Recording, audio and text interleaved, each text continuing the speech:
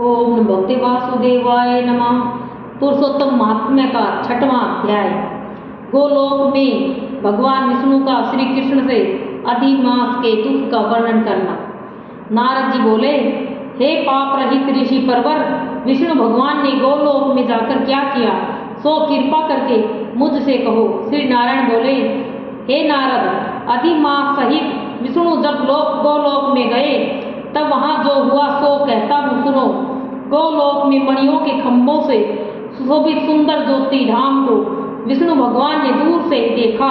उस ज्योति धाम से इतना प्रकाश निकल रहा था कि भगवान विष्णु की आंखें चकाचौंध हो गई, जिससे उनके नेत्र बंद हो गए।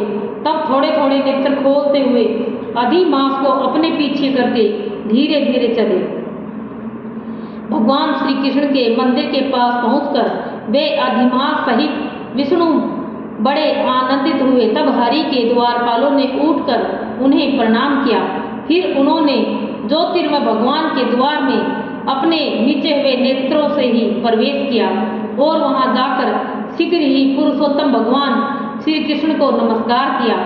रतन जटित सिंहासन पर गोपियों के बीच में बैठे हुए ऐसे श्री कृष्ण के सम्मुख खड़े हुए रमानाथ विष्णु जी हाथ जोड़कर बोले, गुणों से परे गोविंद आदित्य अक्षर अव्यक्त नाश रहित विग्रहवान गोप वेशधारी बाल्यावस्था वाले शांत गोपीनाथ मन को हरने वाले नवीन मेघ के समान श्याम रूप करोड़ों कामदेवों के समान सुंदर वृंदावन में रास मंडल में बैठे हुए पीताम्बरधारी सौम्य मूर्ति तिरछी मनोहर आकृति वाले रास लीला के स्वामी रासवासी रासो उल्लासित दो भुजा वाले हाथ में मुरली धारण करने वाले पीले वस्त्र पहनने वाले अच्युत भगवान मुझ पर प्रसन्न हो जाओ। इस प्रकार श्री कृष्ण महाराज की स्तुति करके तथा नमस्कार करके श्री विष्णु उनकी आज्ञा से रतन जटित सिंहासन पर विराजमान हो गए।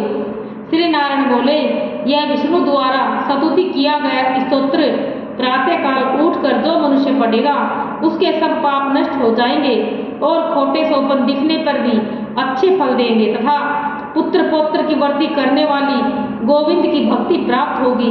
अब कीर्ति का नाश होकर निरंतर श्रेष्ठ कीर्ति बढ़ेगी। तदंतर श्री कृष्ण के चरणाविंदों में कांपते हुए मलमास से विष्णु जी ने प्रणाम करवाया। तब श्री कृष्ण भगवान ने पूछा कि यह कौन है, यह किस लिए आया है और क्यों रो रहा है। इस गोलोक में कोई कष्ट नहीं भोगता, गोलोकवासी सदा आनंद में मगन रहते हैं, सौपन में भी कोई दुष्ट वार्ता नहीं सुनते हैं। हे विष्णु, यह मेरे आगे दुखित नेत्रों से आंसू बहाता हुआ थर थर कांपता हुआ क्यों खड़ा है। श्री नारायण बोले, नवीन मेघ के समान मनोहर श्याम शरीर वाले गोलोकनाथ के वचन सुन विष्णु भगवान सिंहासन से उठकर आदि से लेकर अंत तक मलमास के दुख सुनाने लगे। श्री विष्णु बोले, हे वृंदावन चंद्र, हे श्री कृष्ण, हे मुरलीधर, यह मलमास है, इसके कष्ट मैं आपसे कहता हूँ। इसका कोई अधीश्वर नहीं है, इस कारण इसे मैं यहाँ पे ले आया हूँ। आप इसके दुख को दूर करो। यह अधिक मास सूर्य की संक्रांति से रहित है, त्याज्य है, अपूज्य है और शुभ कर्मों में सदा वर्जित है। स्वामी रहित होने से, इस मास में स्नान दान नहीं करने से सभी वनस्पतियों लताओं 12 महीनों ने कलाओं काष्ठाओं क्षणों उत्तरायण दक्षिणायन संवत्सरों आदि ने अपने अपने स्वामियों के गर्व के बल पर इसका अत्यंत अपमान किया है। इसलिए इस दुखा अग्नि के कारण इसने मरने की ठान ली है। तब अन्य दयालु पुरुषों की प्रेरणा से यह मेरे पास आया है। हे ऋषिकेश, इस शरणार्थी ने कांपते हुए तथा रोते हुए अपने समस्त दुखों को हमारे सामने खोल कर रख दिया है। इसके महादुख को आपके बिना अन्य कोई निवारण नहीं कर सकता। इस कारण इस अनाथ को हाथ पकड़कर आपके पास लाया हूँ।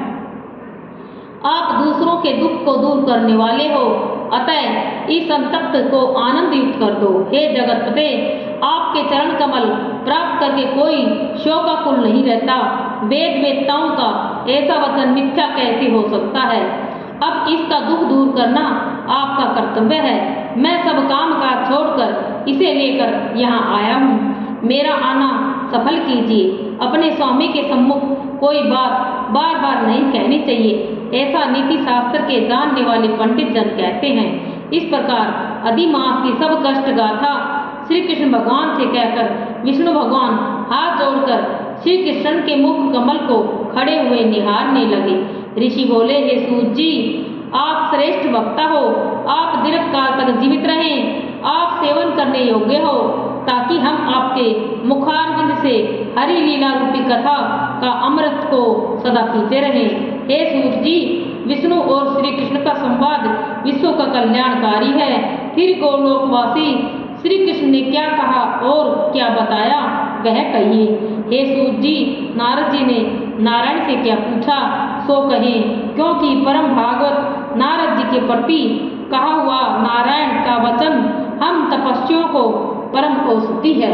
ओम नमो भगवते वासुदेवाय नमः।